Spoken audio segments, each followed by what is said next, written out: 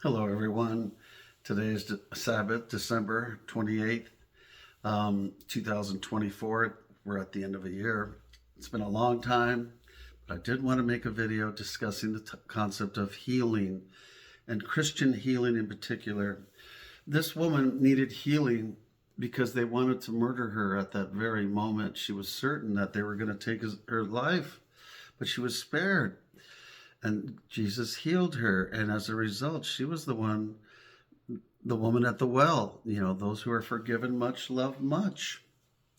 Well, anyway, I wanted to discuss healing and how important it is that we recognize that we have a big part to play in our lives in regards to healing.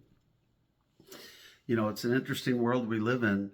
A lot of people don't believe that there's a designer or a creator, that all these things in life have just come to be by chance. And the thought is, they think that everything came from nothing. And you have to ask yourself, the fact that we heal, if you get cut, the fact that you heal is progress. And if we're with the evolutionary way of thinking, Mother Nature equals nothing. There is no Mother Nature. And if there's nothing, if everything came from nothing, how can nothing ever want to improve? What would be the motivation? If we go with the concept that we're monkeys and now there are men, that's improvement. Why would nothing want to do that? If you get cut, why would nothing, if there is no God, no creator, that this is all happenstance and has no actual value, why would your body want to heal itself? Why are we, in our minds, we value the sanctity of life? Even if you're chasing after a bug, it wants to escape, it wants to live. Anything with breath wants to live. So, healing, the fact that we heal, are one of millions of ways that God demonstrates his existence, because healing is a very, very complicated, detailed process that we cannot possibly fathom. That our bodies would take action immediately and as long as it takes. So healing is exceedingly important, but mostly there's physical and there's emotional healing. Okay.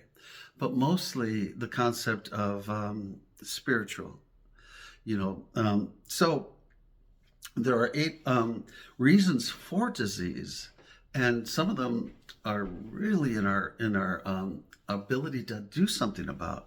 Well, you could be afflicted from birth. You may be afflicted with a form of whatever kind of afflictions. There's thousands of them out there. You may not have started out very wonderfully, but in reality, you still can have a huge impact on the overall quality of your life. Another would be accidents. That's an unfortunate circumstance, really no different than being birthed with an malady. Now, one that we do have control over is unforgiveness or negativity. And close to that would be sin or disobedience. Our negativity destroys our bodies in ways that are just, you cannot, unfathomable. It destroys our immune system. It destroys our hopes. It destroys those around us who looked to us, hoping for some form of encouragement. And these are things that we have control over. But a lot of people, they tend to look more on the negative side of things, and it doesn't help. And worry doesn't help, but it does cause catastrophic things to happen to the body. Cortisol is a stress hormone, and it's very, very, it has a terrible toll on the body. So if you're unforgiving somebody, it's like an acid. Unforgiveness is like an acid that destroys the container it's in, and you're the container.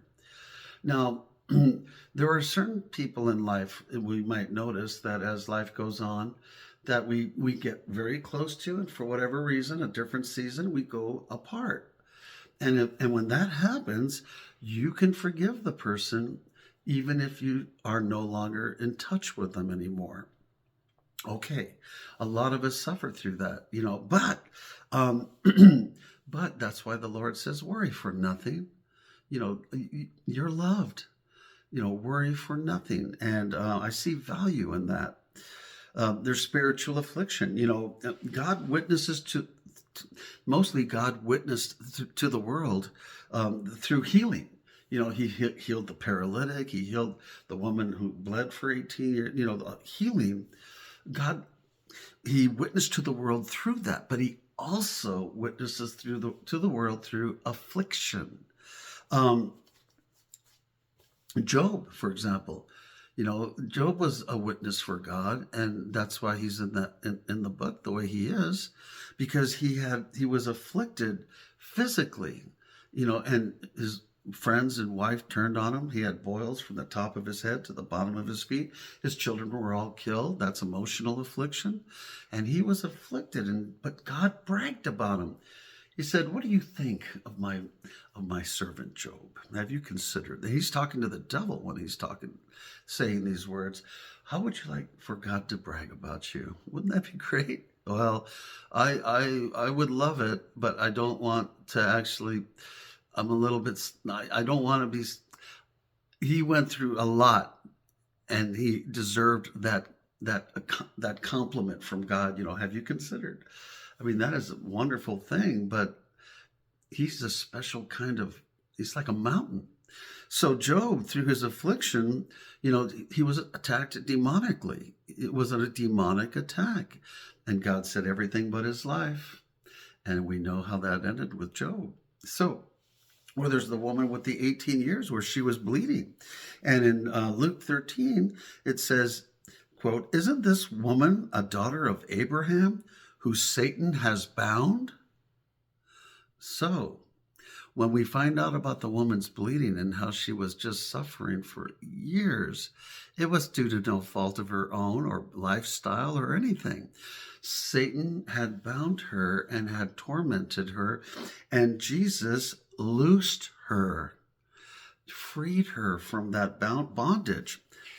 So, with these stories of affliction, what God is witness to, in that we can see that often affliction actually brings about growth.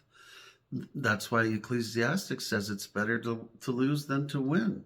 It's better to suffer than to be joyful. And it's great to be. He wants us to be joyful, but you gain more when you are held accountable, one way or the other. So, another reason is old age. I'm 65 now, and I realize that everything is quite different. And I have to be concerned, I have to live differently now. But I'm very happy to. And in those areas that I can make a difference, like exercise, eating well, living a healthy lifestyle, thinking positive thoughts, not being around people who are a vexation to the spirit. If you have people in your life that would bring out the worst in you, you're better off alone. Being alone is not a bad thing, but the world, and I don't blame them, loneliness is not a happy thing, honestly, but it does have its benefit. John the Baptist was alone. He was a solitary man, but look at what he accomplished. When you're alone, you're not being pulled or distracted by somebody else. A lot of healing in the Bible occurs in the proclamation of the word. For example, healing equals teaching and preaching, and so when Jesus would make a proclamation, that would bring about healing. Another form of proclamation is if you're to say, "I've had enough alcohol. I've had enough." And mean it, and then are able to follow through. I'm not judging anybody who's in the midst of certain temptations that they're struggling terribly with and want so badly to live the way God would want them to live. And they beg. Well, my attitude for that, friends, is that think of the woman who had an issue against somebody and she went to the ungodly judge. This judge did not fear God or man, but she kept coming and she kept coming and coming, and she wore him out. He eventually got to the point where he said, I'm going to have to avenge this woman. Otherwise she'll drive me nuts. So he had to bow down and do something for her. Don't ever stop asking, friends. Don't ever stop begging. I've had afflictions that I've dealt with for years, and only now in this part of my life am I starting to actually get a handle on things that I have begged for years for assistance, and I had continued to suffer. So don't give up. Keep asking, like that woman asked the judge over and over until he said, "All right, I'll do it." Do it that way. Don't stop asking.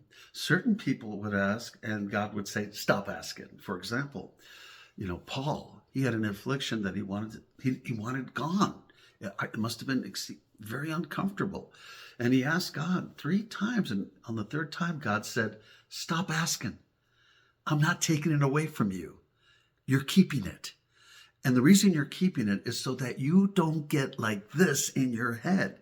He wrote almost half the New Testament. He was a very prolific, amazing man, really.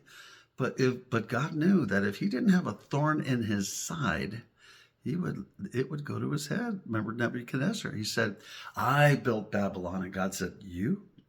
And then he really got in trouble. Well, anyway, so the concept is that with in regards to the proclamation, keep asking.